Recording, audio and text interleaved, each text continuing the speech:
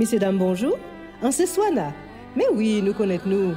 On voulait vous compter avec les autres à deux émissions tout neuf, non c'est Jou car ouvert. Parce que nous vivons d'autres gens. Et c'est nous-mêmes, petit à pays là. Jou car ouvert, c'est chaque semaine. Nouvelle table zip, parole à tout le monde et causer en nous avec des invités. Écoutez les Anglais, les OP. Si les réseaux et si radio nous tombent d'accord. Vous comptez à dans les commentaires avec l'honneur et respect. En nous aller, Jouka ouvert.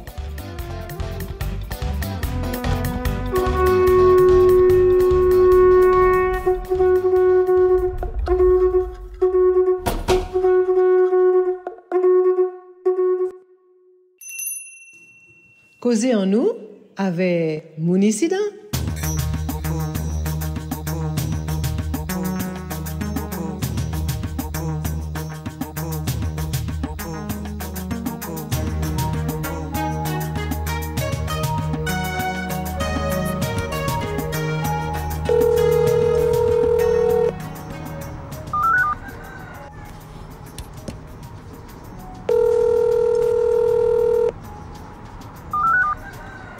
Messieurs et dames, bien bonsoir. Eh bien bon, comment parler pour nous? Bonsoir, bonsoir. Alors, bien content de faire causer la ça avec autres parce que ça était nécessaire en temps normal, mais encore plus pendant le mois de mai là ça, puisque nous savons que depuis qu'on dit l'idomota, depuis tantôt, on bien mes expressions là ça, depuis tantôt le mois de mai c'est jour national en nous, c'est un mois qui est là pour faire mémoire avancée, pour faire conscience avancée. Et donc, ça va permettre notamment les jeunes gens qui ont écouté les capsules qu'on a fait de connecter avec l'histoire et de comprendre qui gens nous avons trouvé nous dans des situations qui ont l'histoire bégaye et qui a fait que justement, ils ont pu comprendre pourquoi nous comme ça aujourd'hui là. Alors, est-ce que chaque monde peut présenter yo et expliquer de qui point de vue au capable. Alors, je vais présenter moi, c'est Claudette Duhamel, je suis un avocat qui a Fort-de-France, Martinique. Moi, c'est moi qui, et puis d'autres confrères qui étaient entamés en action contre l'État français pour réparation au nom du MIR et puis notamment du CIPN, voilà. C'est aussi demandeur à Action Tala. Donc, je ne manquerai pas les autres directions tout à l'heure. Enfin, globalement, c'est la présenté comme ça. Voilà. D'accord. Ensuite?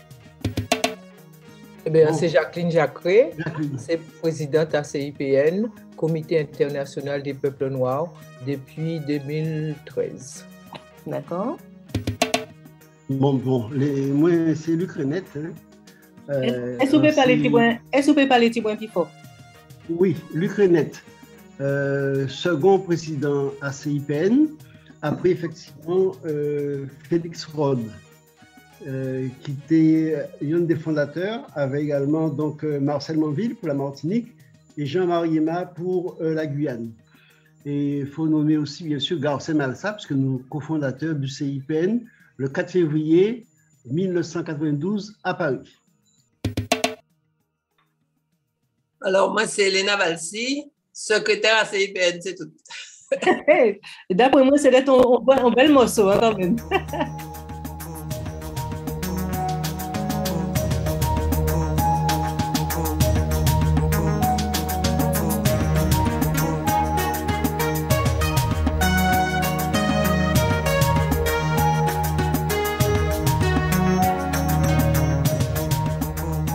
Alors, en demandé Luc Renette, est-ce qu'il peut nous un petit historique à le CIPN, donc le Comité international des peuples noirs, c'est bien ça?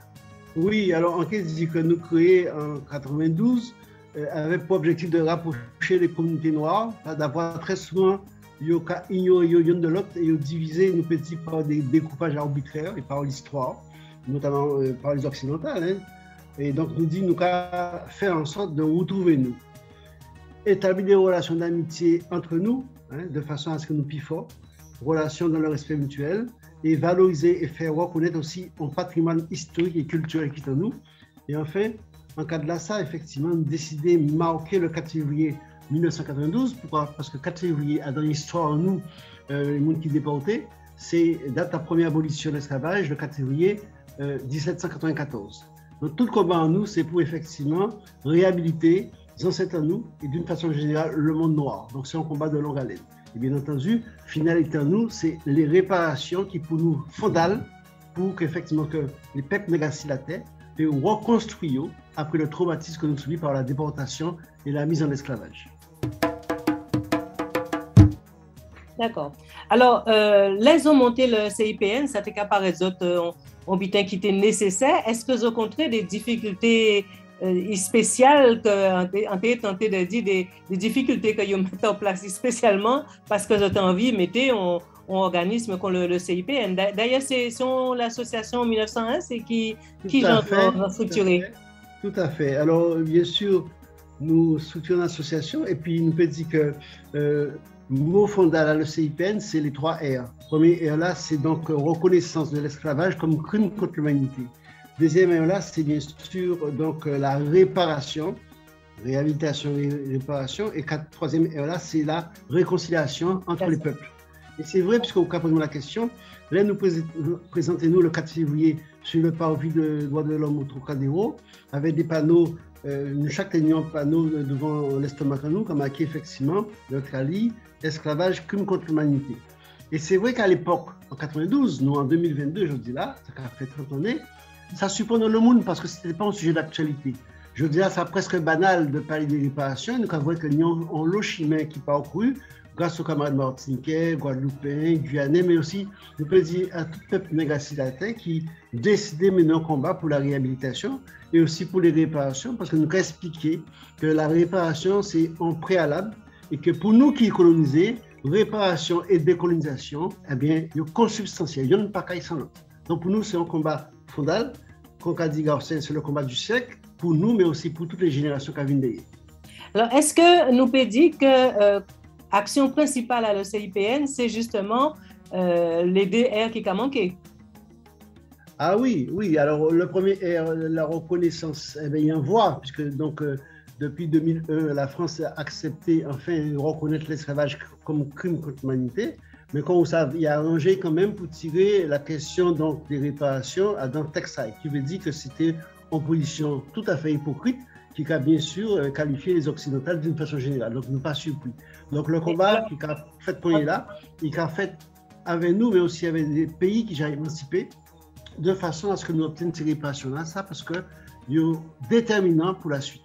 Alors, reconnaissance là, ça a été assez, alors nous dit intéressant, puisqu'il a décrété par la suite que c'était une loi mémorielle. C'est la première fois qu'on entend l'expression là, ça. Est-ce que Maître Claudette Duhamel, nous peut lire, est-ce qu'il peut préciser nous, depuis quel temps ça a existé, ça, en loi mémorielle? On l'a perdu. Ouais. Ou Jacqueline, peut-être Jacqueline, tu peux nous en précision, ou même Luc, tout simplement. Oui, alors c'est les juges à la Cour de cassation qui décidaient que c'est en loi mémorielle. Et donc, au niveau ACIPN et MIO, eh bien, nous portons plainte contre juge à la Cour de cassation qui dit que c'est en loi mémorielle. Puisque là, nous excusez-moi de couper. Quand ça veut dire en loi mémorielle, en loi, c'est en loi. Alors, quand ça y est, ça, en loi mémorielle, est-ce que dans... Alors, en loi mémorielle, c'est en loi pour la mémoire. Les livres juridiques à français, bon, pas juriste, pas fort à laquelle, mais c'est la première fois qu'on entend parler de loi mémorielle.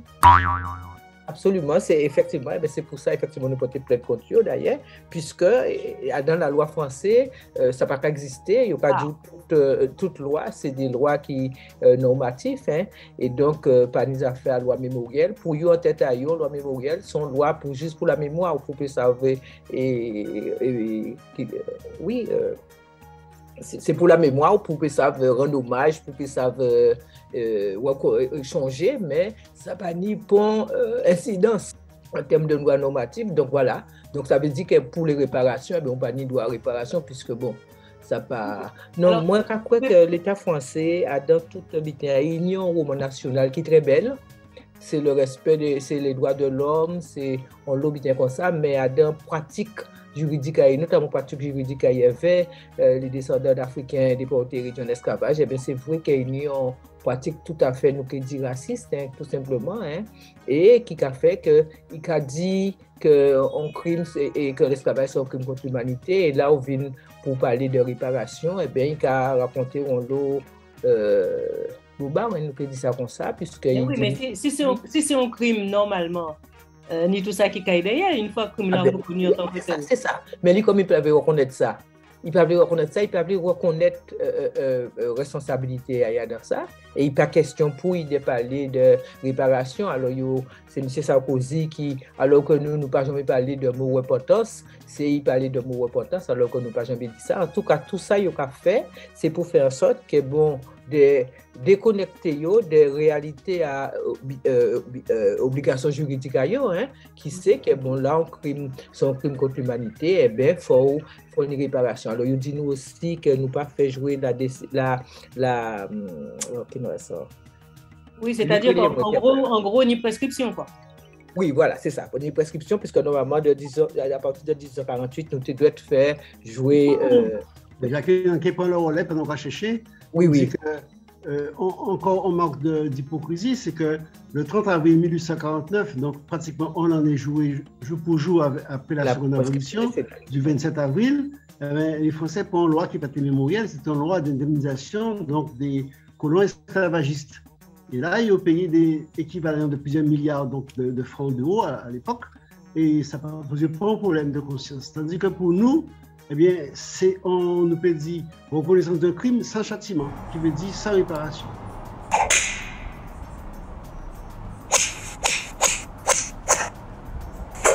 Et ça, à partir du moment où c'est vous, effectivement, qui a décidé, en parlant donc des Français, vous avez fait ça, vous voulez. Mais c'est un petit qui choquant, même, on peut dire, là, nous parlons de la loi Taubira, tout le monde était content, nous applaudit, nous levons, on dit c'est un petit historique, mais en final de compte, rien. Mais nous pouvons dire que même après, là, en 2005, M. Hollande, il vient en Guadeloupe pour le Mémorial Act, puisque là aussi, le Mémorial Act, c'est une des actions que le CPN menait.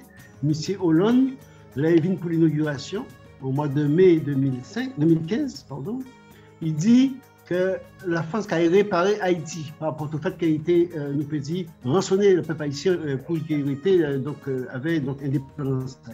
Le lendemain, le même, il oubliait tout ça a été dit.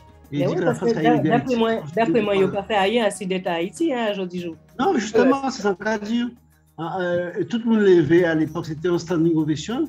Les ministres, les responsables politiques des pays de la Caraïbe étaient là, ils ont levé, ils ont dit c'est un but qui est fondamental, c'est un moment historique. Tout le monde croyait que la France a remboursé Haïti, nous peut dire en rançon de plusieurs milliards qu'il fallait payer. Et le lendemain, il suffit au lundi de sommeil, il y a qui oubliait ça, il dit que la France a aidé les écoles haïtiennes. Et rien pas fait. Donc, il y a une illustration concrète du fait que ces gens-là, ils n'ont pas de point parole et ne peuvent pas faire confiance. Causer en nous avec mon incident. Alors, est-ce que c'était la prescription quadriennale, hein? Donc, voilà. Et puis alors, aussi, nous, que nous pas fait preuve que nous sommes des descendants d'Africains déportés région d'esclavage. D'accord. Ouais, ça, c'est pas, oui, tu as là pas été mauvais. Alors, est-ce que nous pouvons faire un petit point assis jeudi là par rapport à démarche là, ça, hein, qu'il a depuis de l'année et l'année, à qui point nous y est par rapport à les déserts là qui a manqué? Moi, on t'a dit quand même en termes d'action que le CPN menait, parce qu'il faut dire démontrer ça. Donc, espérer qu'entre-temps, nous qui Claudette, de nouveau. Il faut savoir que le CIPN a organisé des activités qui étaient assez fondamentales, en dehors donc, du 4 février 1992. Il a organisé en 1998, rivé en bâton négrier à la danse à Pointe-à-Pitre. Oui, en 98. 98, oui. Oui, c'était un moment particulièrement fort parce que ça permet ton lot monde découvrir ça qui t'est passé. Absolument. Alors, nous voulons aussi jouer à ça, montrer non seulement les conditions de la traite négrière, dont j'ai effectivement mettre dans certains de l'esclavage, mais aussi montrer que nous avons une résistance. Parce que nous ne pas inquiets des timouns de hommes et de femmes originaires d'esclavage, mais nous sommes aussi des timouns de hommes et de femmes qui prennent les armes en 1802 pour effectivement empêcher le rétablissement de l'esclavage par Napoléon, qui voyait en Guadeloupe riche pense. C'est pour ça que nous reconstituons, arrivé donc à les Guadeloupéens devant une statue que nous inaugurons là, ça, statue à Ignace, et après nous monter ensemble au niveau donc de Pôle Caraïbe pour poser la première pierre de ça qui était pour finir normalement le mémorial caribéen de la traite et de l'esclavage. Dans un second temps, puisque à l'époque c'est même Michaud Cheveux qui était là, Michel Lurel succédait à lui, et nous avons et il acceptait effectivement de reprendre projet là, et voilà ça, projet là, ça, il positionnait, il nous peut dire, Acide Arboussier. Donc l'actuel Mémorial Act est issu de travail que CIPN menait depuis 1998. D'accord. En 2002, d'autres moments importants, nous reconstituons la guerre de Guadeloupe de 1802, avec plusieurs centaines, pratiquement 500 figurants, qu'a fait en partie l'armée française, en partie l'armée guadeloupéenne.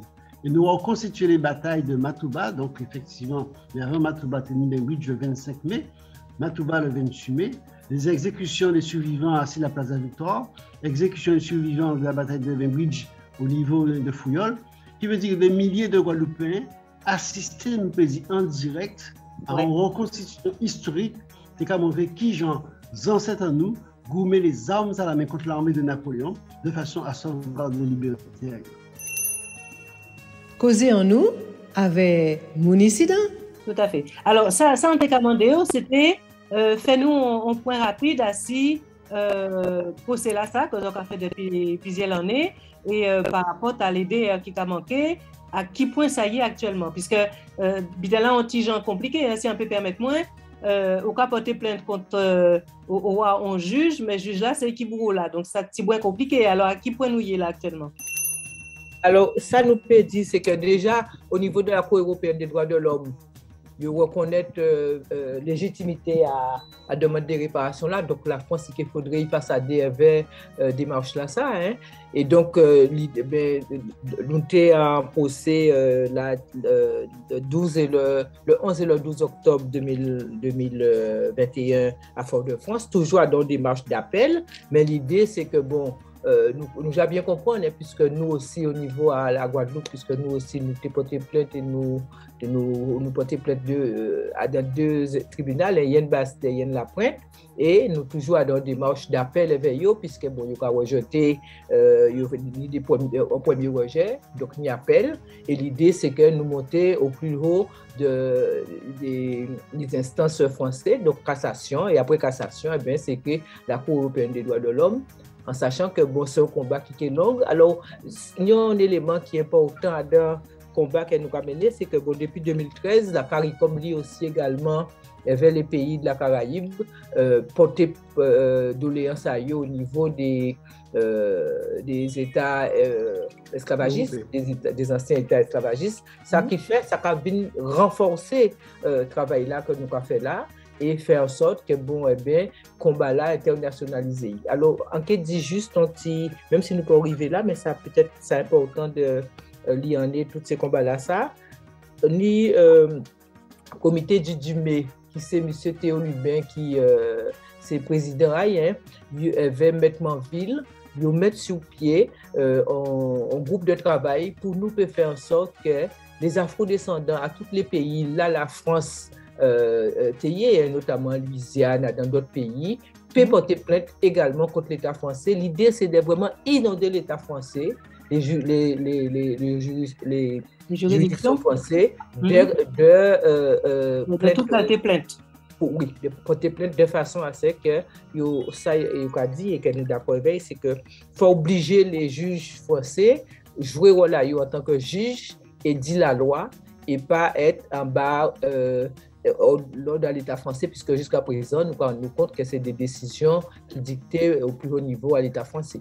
Donc des réponses qui pient politiques. Alors, voilà, c'est des réponses politiques, pas des réponses juridiques. Et l'idée, est-ce que M. Duhamel ou avec nous? Oui, je suis reconnecté comme moi parce que je m'étais déconnecté tout à l'heure. Alors, on t'a poser une question. Qui nous a fait, là, vous avez porté plainte au juge et que le juge là, c'est même qui vous là? Oui, de toute façon, vous savez, nous mettons en cause l'État français. Et l'État français, nous avons l'habitude de mettre l'État français devant le tribunal. Hein. Et l'État français, la juridiction française, c'est le bras armé de l'État français. Donc, il n'est pas ni vraiment en antinomie. Hein. Nous avons dit que l'État français, qui c'est non seulement complice, mais organisateur de la traite et de l'esclavage, puisque non seulement il s'est qu'à payer certains monde pour faire les faits de traite, notamment au niveau des dans ces grands ports-là, il y a un certain nombre de monde de négriers qui étaient payés par l'État français pour organiser cette traite-là. Donc l'État français, au principe, est responsable au premier chef de l'État là. Donc ce n'est pas un bagage qui est antinomique. Parce que mon l'habitude en tant qu'avocat, mais l'État français devant un propre tribunal toute la journée, puisqu'il y a fait des procès contre des fonctionnaires, contre des gens qui ont fait accident, etc. Donc c'est pas vraiment antinomique. Si les juridictions en principe séparées, il y a dit la séparation des pouvoirs, hein, la séparation du pouvoir exécutif, législatif. C'est ça qui m'a question. En principe, c'est eux qui mettaient ça là, donc pas ni antinomie vraiment, mais dans les faits, effectivement, ça peut poser problème. Mais dans le juridiquement, ça pas un bagage qui est vraiment antinomique. D'accord. Alors, encadrez-moi, Léna, ou du moins, c'est secrétaire à l'ECIPN? Oui. Alors, qu'est-ce que ça veut dire? Qui rôle là en tant que secrétaire? Quand on y a fait dans le CIPN? Ben, généralement, c'est moi qui ai fait tout compte rendu, relever donner les différents enseignements aux membres du CIPN par le biais de WhatsApp ou de mail. Toute la communication, on veut dire? La plupart de la communication, oui. La grosse partie de la communication, sauf l'envers.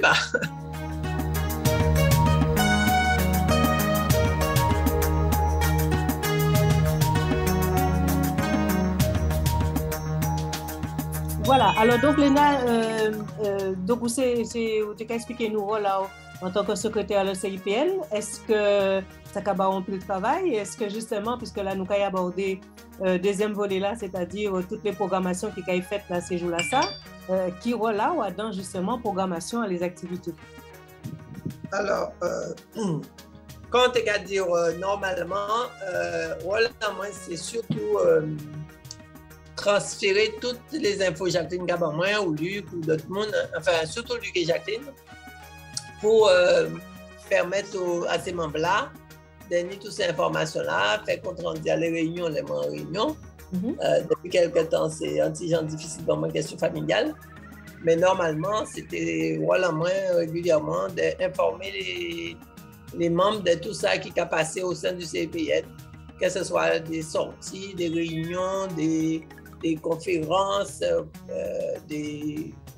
enfin bon, tout ça nous a fait.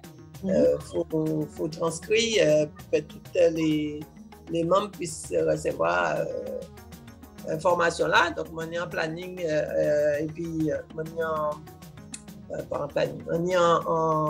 en fichier et puis non à tout le monde et là, il faut faire le nécessaire. Bon, ben, on a fait déclaration à CIPN, à la préfecture, tout ça.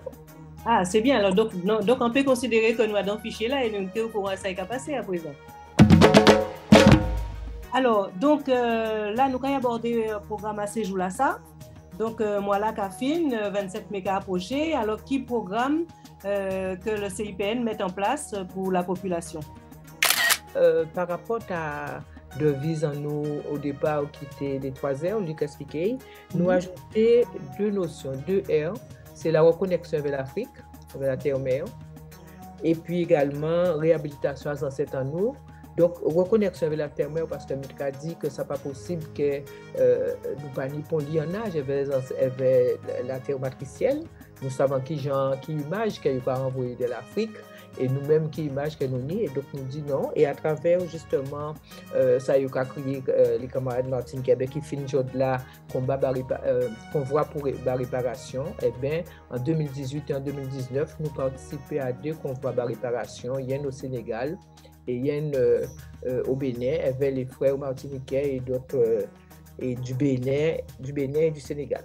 C'est le premier là. Et puis réhabilitation. Pourquoi? Parce que nous estimons que ce n'est pas normal que nous avons pour réparation, que nous avons gommé pour les ancêtres nous et nous avons continué l'essayer dans la violence là que les esclavagistes plongés là au niveau verbal et donc nous avons décidé d'arrêter de crier esclaves parce que nous avons estimé que les ancêtres nous tenions une histoire, ils tenions un nom, ils tenions une spiritualité et que c'est important que nous réhabilitions. Nous avons dit si nous ne pas fait, il n'y a pas pour monde qui fait une place en nous. Et donc c'est pour ça que nous lançons également un concept qui c'est AFRES, ancêtre africain région d'esclavage ou africain région d'esclavage. Ça, c'est important pour nous. Oui, c'est très important, effectivement, parce que le langage-là a véhiculé des images qui pas appropriées. Absolument, parce que nous avons même en lot intellectuel, en lot historien, en lot universitaire, qui a parlé, qui a dit que c'est des descendants d'esclaves. Et donc ça comment dire, mais qu'est-ce qui a passé nous? Bon, mais enfin, bon, nous pouvons comprendre, et nous pas là pour juger, nous là juste pour dire que bon, il temps que nous déconstruisons toutes ces violences-là, toutes ces paroles-là, ça qui a fait que nous avons des déshumanisation à ancêtres en nous comme Bourouayo. Et donc ça c'est fondamental nous. On peut compléter ça, on dit pour ne pas oublier, c'est que c'est le Code noir de Colbert de 1685 qui a défini effectivement l'homme noir comme étant un esclave, un objet. Un bien meuble. Un bien meuble. Et nous avons dit que si nous-mêmes nous avons reconnaître, nous avons dit que les ancêtres étaient des esclaves, c'est que nous avons rentré en logique dans le paradigme. Nous avons dit pas question, nous pas descendants d'esclaves, nous sommes descendants d'hommes et de femmes réduits en esclavage. Des hommes et des femmes qui conservaient toute l'humanité à eux. La preuve, ça qui passait en Haïti le 18 novembre 1803 avec la bataille de Vertières, là les Haïtiens effectivement battent l'armée française, à part des objets, à part des meubles qui battent l'armée française. Donc il veut dire que les ancêtres à nous, en dépit du fait qu'ils étaient en conditions qui étaient vraiment terribles, réussissent, c'était déjà le cas en 1802 avec Delgrès, Silias, Solitude, Massoto et compagnie, à faire une opposition armée à la violence française. En ce sens-là, nous avons pensé que génération nous un travail important à faire pour que petit à petit, soit que les ancêtres nous, AFRES, africain, région d'esclavage, ou alors, il va dire AFRES, mais tout cas dit africain, région d'esclavage. C'est très important, que petit à petit, ça qui arrive effectivement à faire sens et que c'est pour nous qui pensons que c'est ça. Absolument. Avant que les Américains,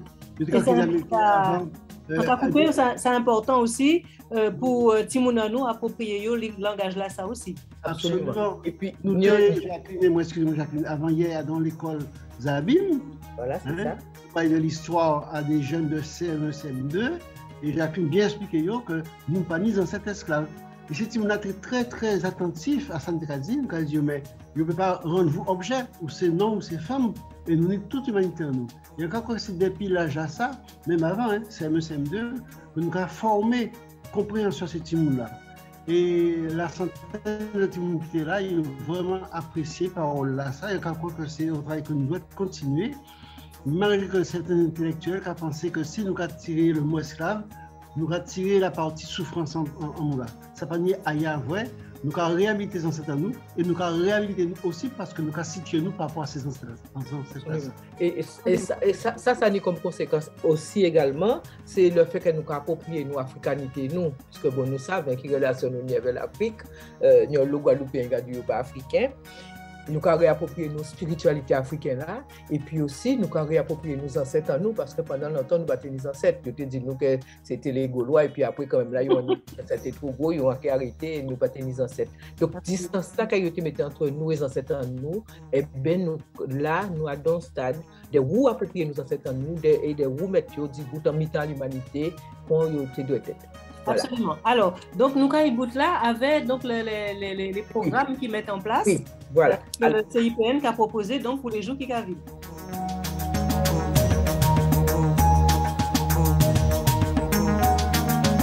Voilà. Alors, nous avons commencé, Luc Diwa, dans l'école.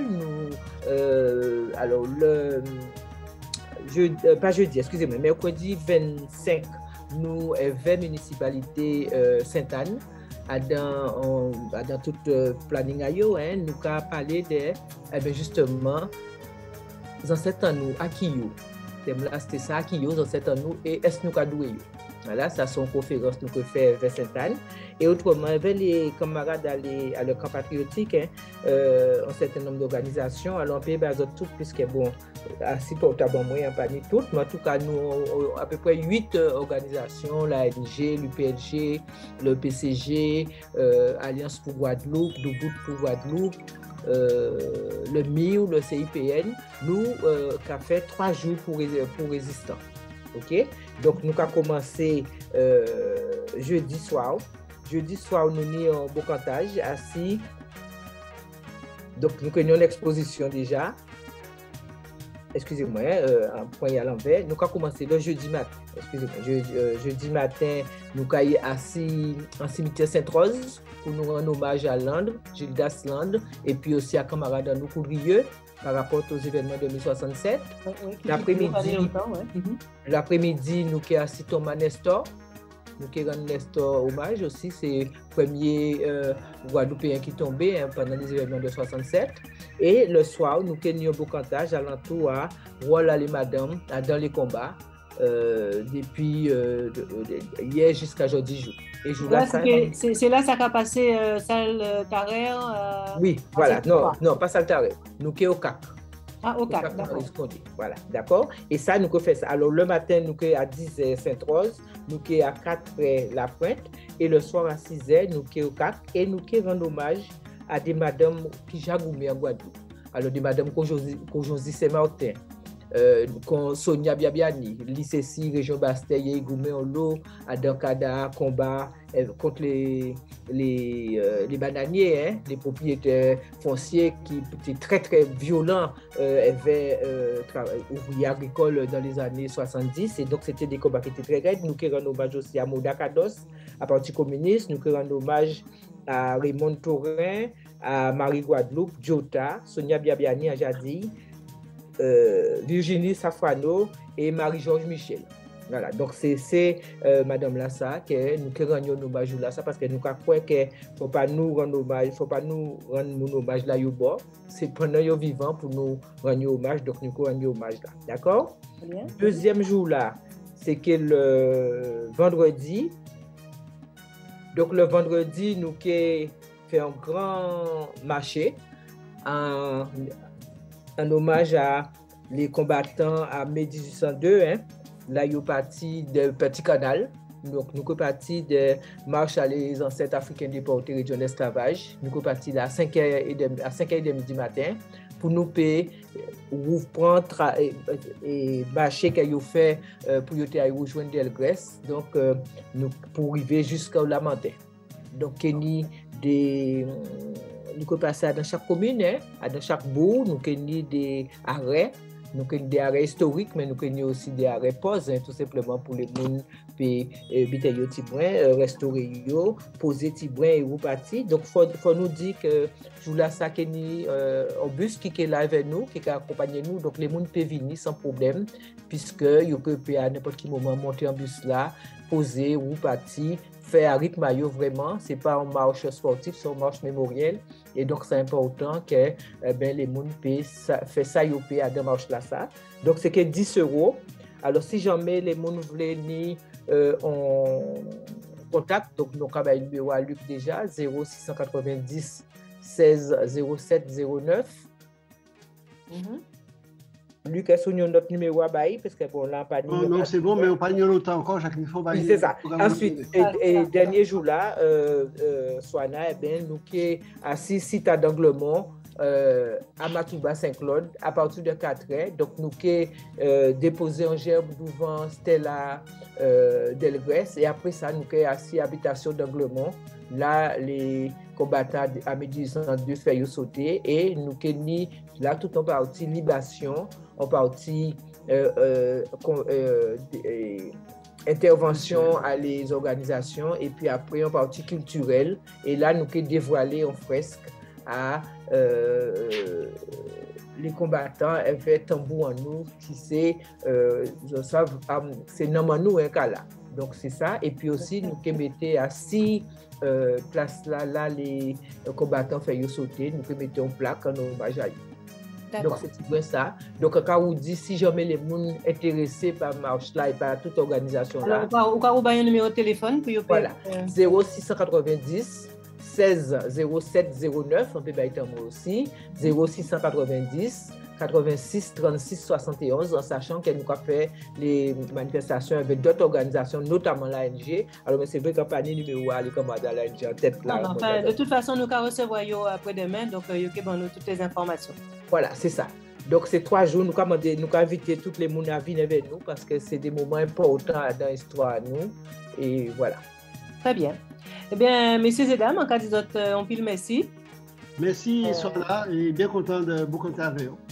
Eh bien, nous aussi, et comme ça qui permet que les gens qui ont quelques informations, si ça peut permettre de temps en temps, nous qui faire des petits points pour voir qui gens les butins avancés par rapport à les actions à l'ECIPN, tout le monde concerné. Et donc, comme on y coordonné et que nous avons dans les fichiers, l'année des butins qui est passé, en cas pensé, nous qui au courant. Absolument. Voilà. Merci au pile, bonne soirée. Merci, bonne soirée. À bientôt, merci, bye bye. À bientôt. Vous voulez vous compter dans ces paroles-là? C'est simple. Laissez un message dans les commentaires. Voyez un message privé pour moi. Ou mais voyez un mail joukaouvert@gmail.com. En certain nous que trouvons gens pour nous arriver à enregistrer nous. Nous prenons? Alors à pita.